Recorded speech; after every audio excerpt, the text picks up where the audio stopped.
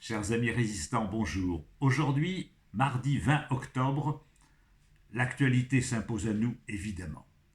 Un drame de plus est survenu en France en relation avec la guerre que l'islamo-fascisme mène dans le monde entier.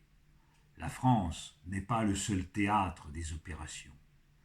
Des milliers d'Algériens sont morts dans la décennie 90 du fait du GIA, ce qui était la forme locale de l'extrémisme, de l'islamisme politique. En Syrie, une guerre civile a déchiré le pays et Al-Qaïda était présente.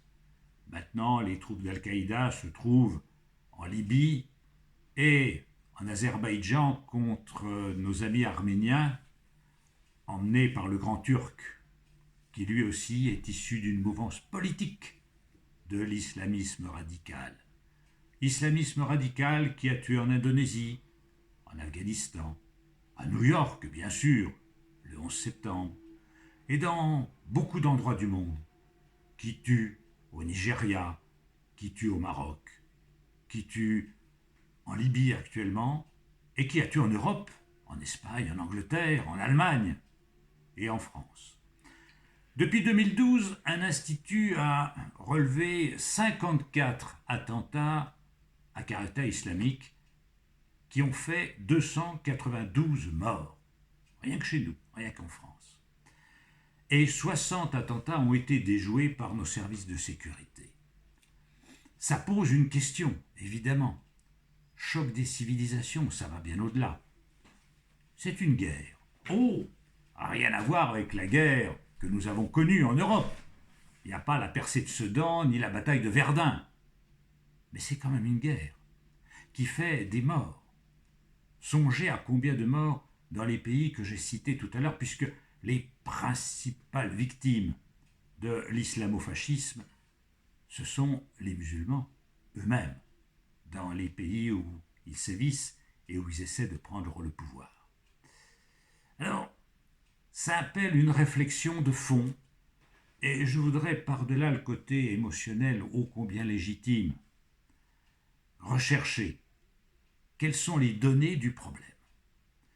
Si vous observez l'échiquier politique français, vous pouvez classer les personnes en deux catégories. À droite, globalement, à droite, et à la droite dure, on n'aime pas les Arabes. On n'aime pas les étrangers. On est xénophobe. Et on redoute le grand remplacement. À gauche, du moins dans une certaine gauche, qui n'est pas la mienne, on a un complexe d'infériorité, une repentance permanente. On pousse les sanglots de l'homme blanc, on se frappe la poitrine. On a colonisé le monde, on est coupable pour toujours. Donc, les damnés de la terre ont tous les droits, y compris, au fond, ceux d'assassiner. S'ils n'en ont pas le droit, ils ont des excuses pour cela. Il faut essayer de comprendre. Il faut surtout ne pas blesser, ne pas... Bon. Je récuse ces deux approches. Ces deux approches qui me rappellent tout à fait, bien que, comme je le disais la dernière fois, l'histoire ne repasse pas les plats, la psychologie des politiques français en 1939. Pendant très longtemps, dans ces années-là, la gauche de l'époque combattait le fascisme. C'était le cas avec la guerre d'Espagne. Le Parti communiste était contre les partis nazis et fascistes et tout allait bien. Et puis, 23 août 1939, le pacte germano-soviétique. Ribbentrop et Molotov signent un accord pour se partager secrètement la Pologne, un accord de non-agression, et immédiatement, la gauche française, notamment le Parti communiste, s'est trouvée écartelée entre plusieurs approches. Au nom de la paix, il fallait ménager bien sûr Hitler, qui devenait l'ami de Staline. Eh bien, les islamo-gauchistes me rappellent un petit peu ce syndrome-là. C'est-à-dire que ce sont des gens qui, parce qu'ils partent d'un postulat « l'Occident c'est mal et il n'y a de bon bec que ce qui vient des damnés de la terre », il faut tout accepter. Alors qu'en fait, l'islamo-fascisme est un fascisme. Et si vous rapprochez les idéologies cette fraction de l'islam et l'idéologie d'une certaine extrême droite française, vous y retrouvez les mêmes ingrédients. Et c'est eux qui devraient finalement s'entendre, car ils sont d'accord sur tout, et je vais vous le démontrer. Qu'est-ce que l'islamo-fascisme, d'abord? Ne confondons jamais l'islamo-fascisme et les Arabes. Il y a des Arabes chrétiens, il y en a notamment en Palestine, au Liban. Il y a des Arabes athées, il y en a en Afrique du Nord. Il y a aussi des musulmans qui ont compris qu'il fallait faire ce qu'on appelle notre aggiornamento, c'est-à-dire sortir le texte du Coran de son contexte.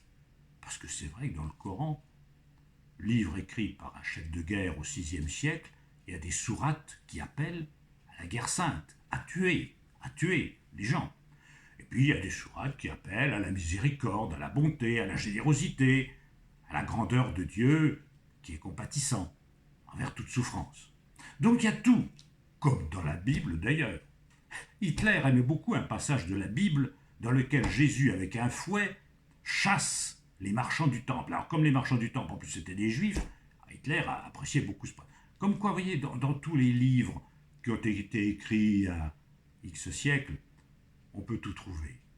Bon, donc si vous voulez, il y a beaucoup de musulmans qui acceptent les données de la science moderne, les acquis de la conscience, des Lumières, et qui essaient de s'adapter aux conditions de notre temps.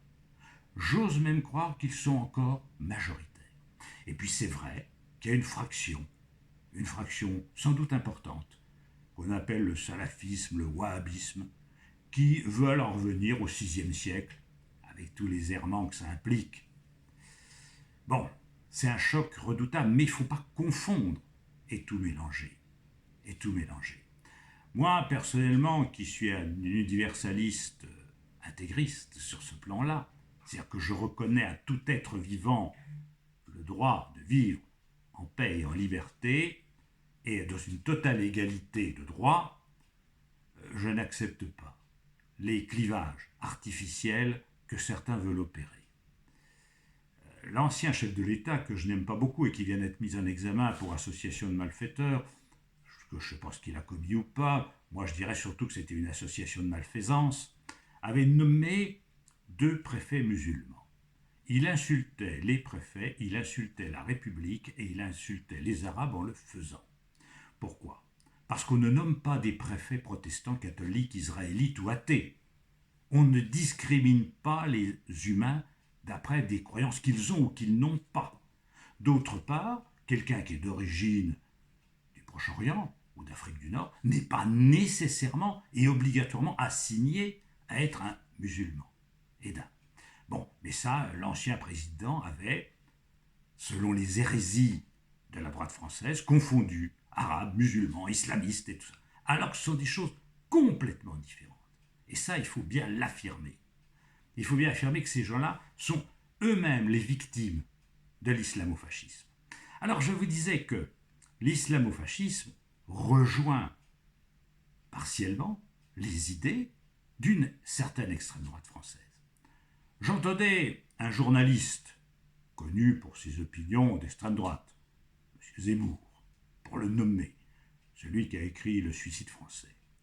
M. Zemmour, que dénonce-t-il dans notre temps?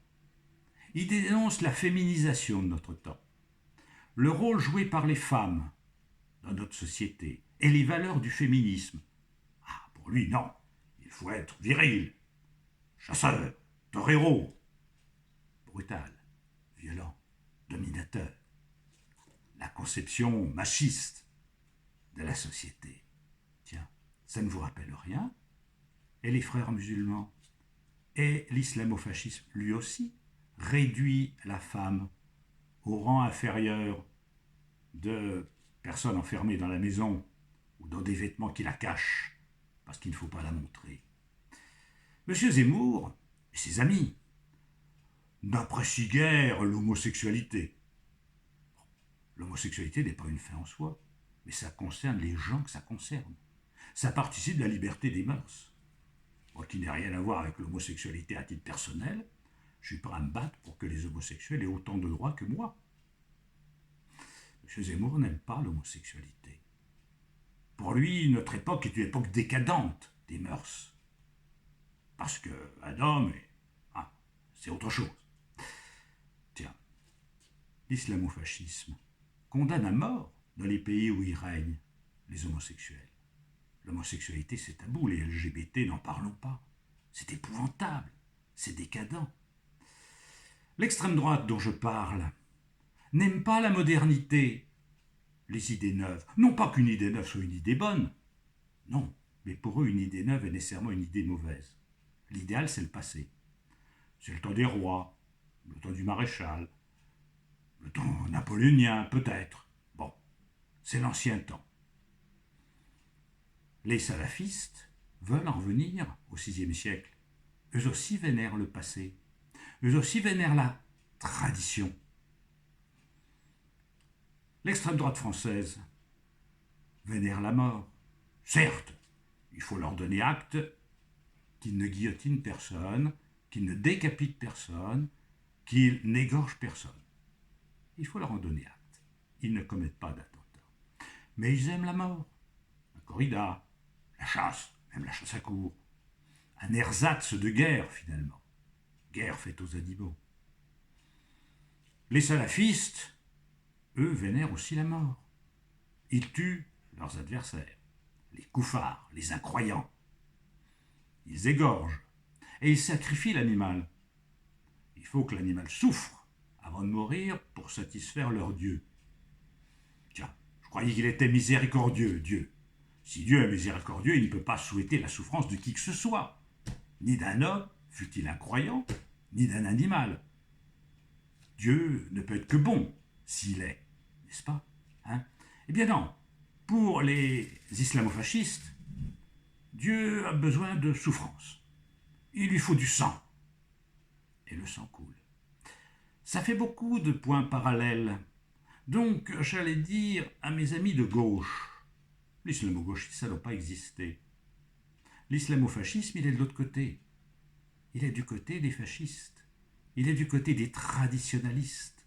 Il est du côté d'une certaine extrême droite, parce qu'il y en a plusieurs, comme il y a plusieurs gauches. Il y a des gauches, il y a des droites, vous savez. Hein, il y a des gauches et il y a des droites. Mais le respect de la vie, ça ne se divise pas.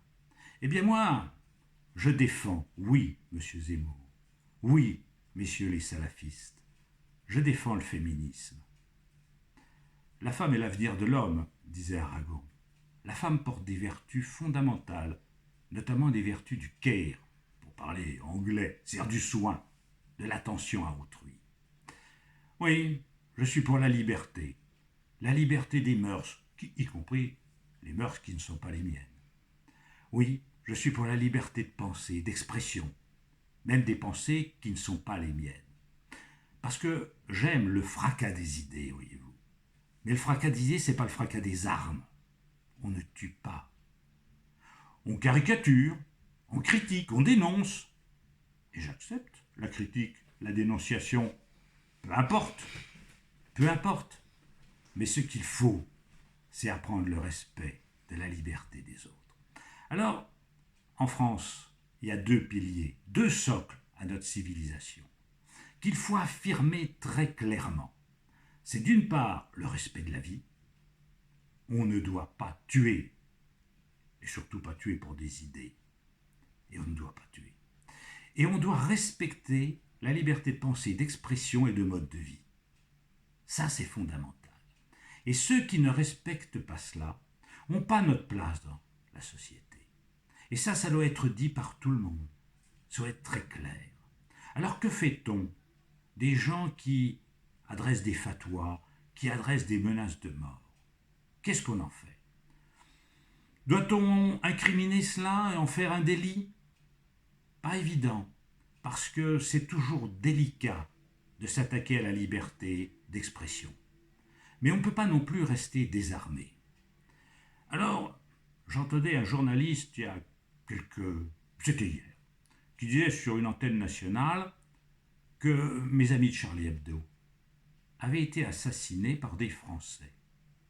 Des Français? Eh oui, des Français. Est-ce que les assassins des jeunes Charlie Hebdo se voulaient français? Croyez-vous un seul instant qu'ils se vivaient comme tels? Qu'ils se reconnaissaient membres d'une nation européenne française? Pas du tout.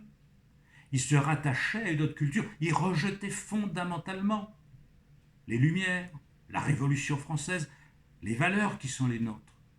Alors doit-on, en quelque sorte, imposer, pour des raisons de papier et de commodité, une nationalité qui est quand même un vécu, qui n'est pas qu'une affaire de papier?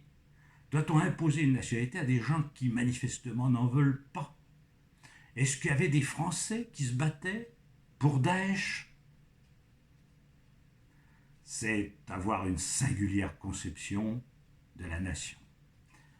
Ernest Renan avait fait une conférence sur ce qu'est une nation en 1882 au Collège de France. Une nation, c'est la volonté de faire nation. Et ces gens-là n'ont manifestement pas la volonté de faire nation. Au contraire, ils détestent la nation française. Les valeurs fondamentales de la France, c'est le respect notamment de la liberté de pensée, d'expression, de mode de vie. Ils détestent cela. Ils font la guerre à cela. Le Tchétchène qui a tué ce professeur d'histoire, Samuel Paty, si ça se trouve, s'il avait vécu quelques années de plus, on lui aurait octroyé la nationalité française. Non, là il y a un problème.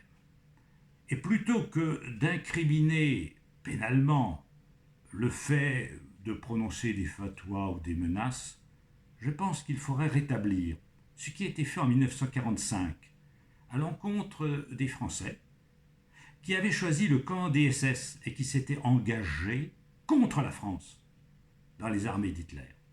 C'était quoi? L'indignité nationale et le bannissement. On ne doit pas garder en France des gens qui menacent d'autres personnes pour leurs opinions. Non, ces gens-là n'ont pas leur place ici. Et d'ailleurs, ils n'y sont pas bien, ils ne s'y plaisent pas. S'ils ne s'y plaisent pas, qu'ils s'en aillent. Qu'ils s'en aillent. C'est la meilleure solution pour eux et pour l'Europe. Mais malheureusement, il y aura d'autres crimes, d'autres attentats. Car c'est une guerre de longue durée, une guerre asymétrique comme on n'en a pas connu. Mais c'est une guerre dans laquelle il y a des milliers de combattants, ne vous y trompez pas.